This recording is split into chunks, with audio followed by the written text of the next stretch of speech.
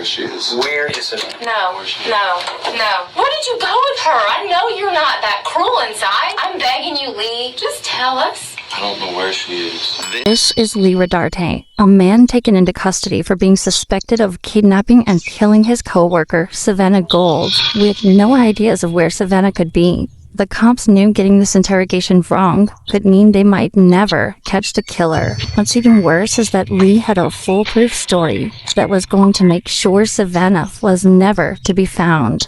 Lee, however, is under the impression that he is smarter than the detectives. Little did he know, this would be a massive mistake for him. On the 2nd of August 2017, Savannah's family received text messages stating she was running away and quitting her job. The messages were riddled with errors, causing her family to panic and report her as missing immediately.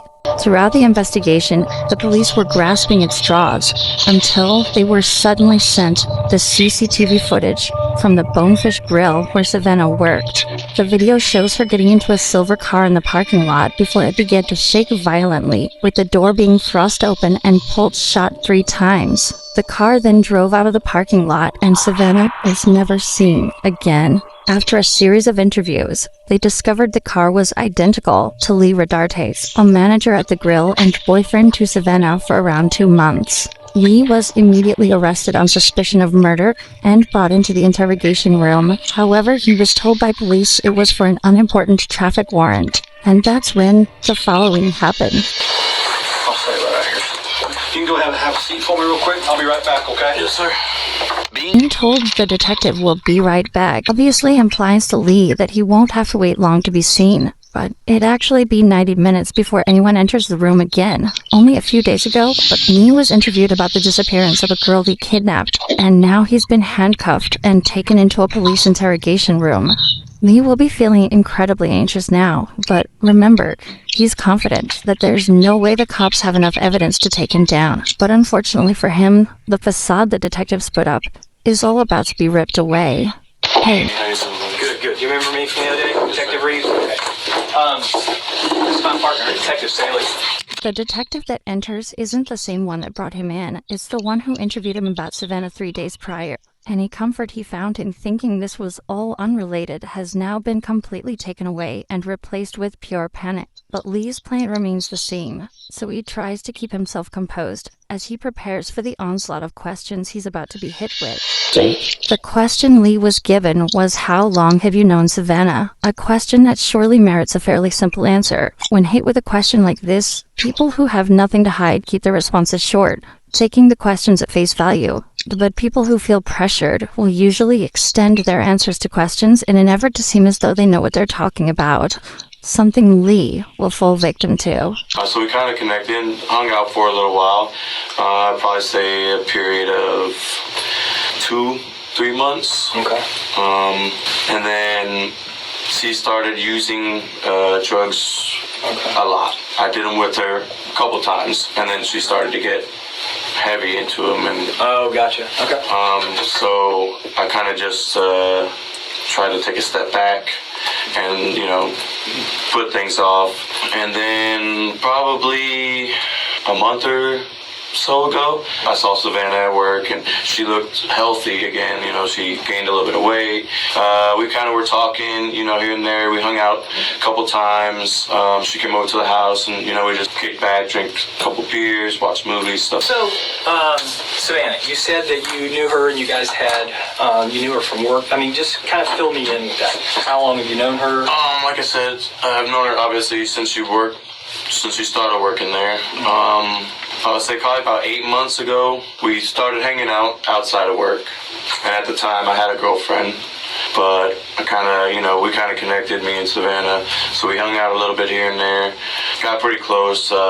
We come from, I guess, somewhat similar backgrounds, I guess you should say like that. In total, Lee spoke for over 5 minutes in response to a single simple question, going so far as to detail specific encounters between the pair. Now that the detectives have even more reason to suspect that he may be hiding something, they decide to call him out on something small to gauge his reaction. In the first interview, Lee had told investigators he hadn't seen Savannah in a while, but if the CCTV footage is to be believed, this is a bold-faced lie. And then as we hung out, after a couple of times, she brought drugs over. I told her, I was like, you're doing really good. You can't, you shouldn't be doing it again. I think we moved too fast.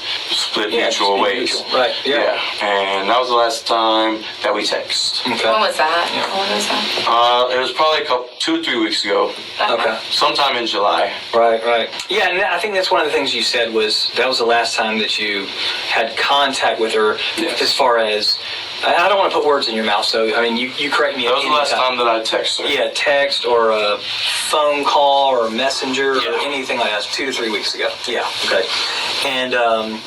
And then the last time, when was the last time you saw her? This is what I didn't tell you the truth when we talked at Bonefish. Okay. Last time I saw her was Wednesday afternoon. Okay. I heard that she has been basically telling a lot of people at work that we hooked up a bunch, like a couple days before that.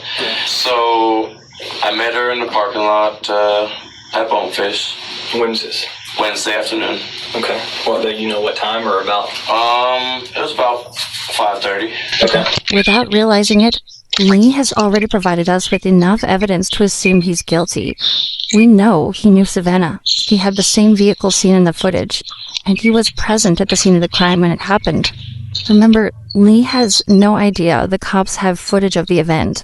If he knew about it, he would have tried to provide an alibi that put him somewhere completely different. Unfortunately, though, this isn't quite enough evidence for the cops to get a guaranteed conviction. Instead, they need to push further to try and extract a full confession, something that will not come easy at all. I parked and I said, hey, can I talk to you for a second? And she said, yeah, what's up? And I was like, I heard you've been saying some things about me and you continuing to hang out, and that we're boyfriend and girlfriend. And she asked me, she said, can I come sit in the car? Because I just did some heroin and I'm a little paranoid. It was never confirmed that Savannah did do heroin. Nobody in her life mentioned seeing or suspecting she used it. And even if she did, she was headed to a shift at her job as this conversation was taking place. If she was able to do that without getting paranoid, it seems strange she couldn't simply have a chat in the parking lot. So she came and sat in the car, and I explained to her the situation. I told her that servers at Bonefish were coming to me and telling me that you're telling people when you're out that we're boyfriend and girlfriend. And I said, I need you to stop, because for one, it's jeopardizing my job. We agreed to, split, stop talking mutually and just move on. But it was nothing more than that. And she said, I'm going to do what I want. I didn't tell anybody anything. At that point, I got out and I said, no, stop.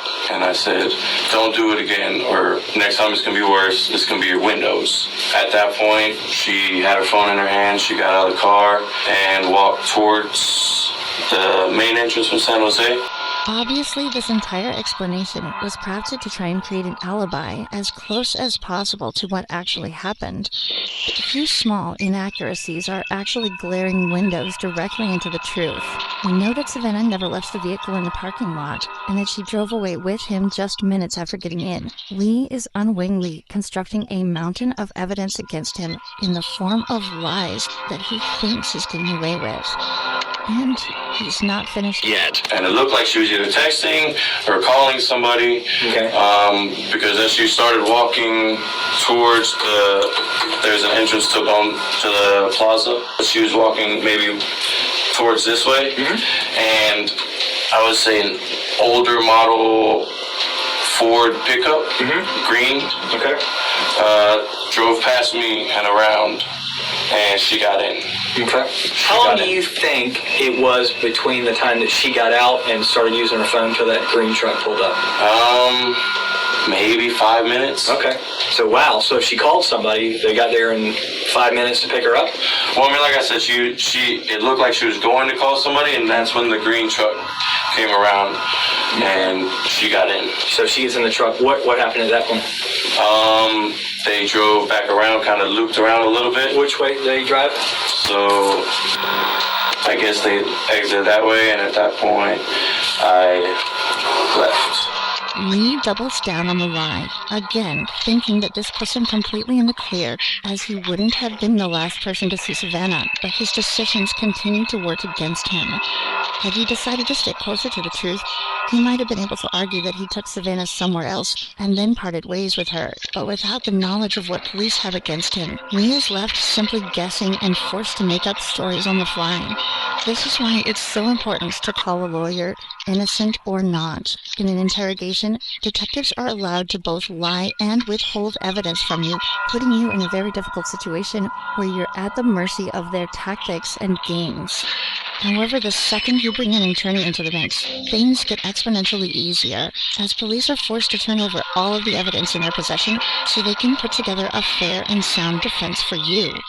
Calling a lawyer isn't just having a wingman at the interrogation room. It's an unlocked door that bypasses almost all of the police's tricks. It goes from them interrogating you to a legal battle. But needless to say, Lee hasn't called the lawyer, has been left at a disadvantage from the beginning. If Lee was as smart as he thinks he is, he wouldn't have waived this right, and likely would be in a much better position. What happened to your neck? That was self-inflicted, actually. Why? I just have been having kind of a hard time. To your neck? I couldn't. Yeah, I did. And What did you use? a knife.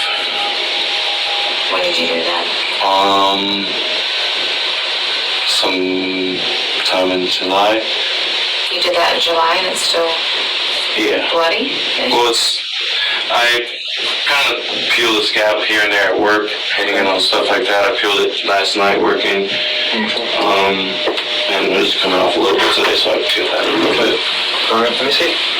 But this was the same night. This one was just a lot worse. Yeah. And this one was. Okay. And that was in July? Yeah. Okay. Like a few weeks back. Yeah. It doesn't take a genius to realize how brazen of a lie this is. Aside from his incredibly unconvincing delivery of its excuses, Lee has no history with self-harm and was reported to have been in good spirits in the weeks leading up to this event. Furthermore, Lee becomes visibly anxious here. Most people have a tell that shows when they're lying or feeling uncomfortable. For many, this is crossing their arms or slouching in their chair, but Lee keeps his posture and position fairly consistent throughout the interview. Instead, Lee is prone to subconscious jittery movements in his limbs. Earlier in the interview, while being caught in his first lie, he bounced his leg repeatedly the entire time. While here, he moves his hand and fingers unnaturally every time he tells a lie. In fact, it's almost comical how perfectly it lines up with the false statements. I met her in the parking lot at Bonefish When was this? Wednesday afternoon. What happened to your neck? That was self-inflicted, actually. What did you use? A knife. It's also interesting to note that the detectives almost certainly noticed these marks just seconds into the interview. The decision to mention it now was a conscious one, done to try and build pressure. Lee would likely have anxiety regarding his last big lie about Savannah exiting his vehicle. Catching him so suddenly in a second lie right after will likely amplify these feelings and cause him to feel even more paranoia as the detectives continue. This is also likely why they immediately flip back to talking about the truck right after. Could you see who the person in the truck was? The truck had fairly tinted windows. I saw a baseball cap. Yeah. You see a guy, girl, white, black? I couldn't really tell if it was a guy or a girl. Okay. I just remember seeing the truck drive and her get in. Yeah. And obviously I'm sitting in front and the truck drives right past me. Yeah. And I saw a baseball cap through the passenger window. Okay. But So it seemed like she knew the person? I mean, she got right in. Lee, why didn't you mention this before since we've been looking for this girl? I mean, don't you think that information I mean, is important? it definitely does. And I regret obviously not saying anything before. So when I come up and talk to you yesterday, I'm not threatening. I'm talking to everybody up there. What? Why? I just, I freaked out, to be honest with you. I mean, This girl is missing? yes. Okay. But you know she's been missing. I mean, you had to know. Obviously, I was the last one to see her, so I was a little bit scared at that. How do you know you just said you weren't the last one to see her. You just said somebody in a truck. Well, I mean, the last one to see her at Bonefish. Okay. The last one she's heard from. Right. I had contact with that anybody knows of. Sure, the detective knows he's starting to catch Lee on the back foot, so decides to keep the pressure up. So, Where's Savannah right now? I don't know. Where would I find her? I don't know. That's my prime objective, is to find her. Definitely. And here's a couple reasons I need to find her. One is I'm hoping that she's still alive.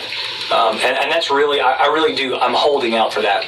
And if she's not alive, then I think she and her family are due that knowledge. I think they need some closure. So where is she? I don't know where she is. Where is Savannah? I don't know.